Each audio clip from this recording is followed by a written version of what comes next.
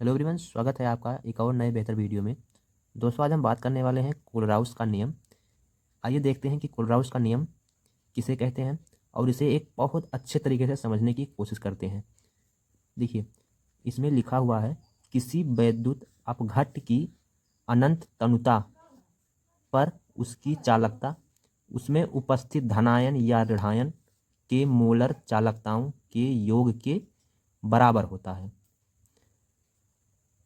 दोस्तों, ये कह रहा है कि किसी वैद्युत अपघट्ट, मान लो ये एक वैद्युत अपघट्ट है, उसमें उपस्थित जो धनायन या ऋणायन है, यानी कि मान लो हमारे पास क्या है, ये धनायन है और ये ऋणायन है, ये सोडियम क्लोराइड है, दोनों मिलकर एक वैद्युत अपघट्ट का निर्माण करते हैं।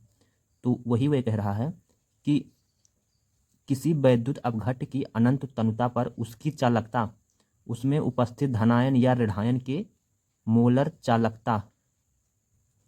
चालकताओं के योग के बराबर होता है। सोडियम और क्लोराइड, ये धनायन हो गया और ये ऋणायन हो गया, और इसका जो पूरा फॉर्मूला यहाँ पर होगा वो होगा डेल्टा एम से हम इसको प्रदर्शित करते हैं।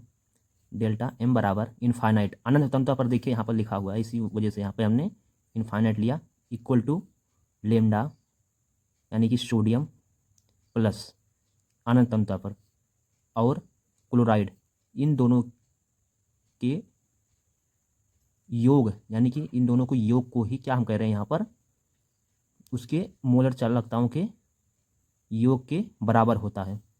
इन दोनों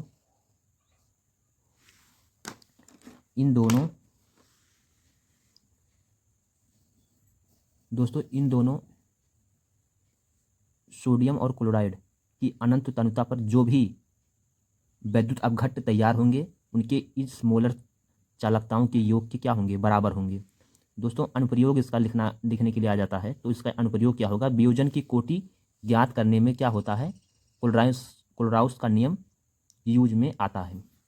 तो दोस्तों, ये रहा कोलराउस का नियम।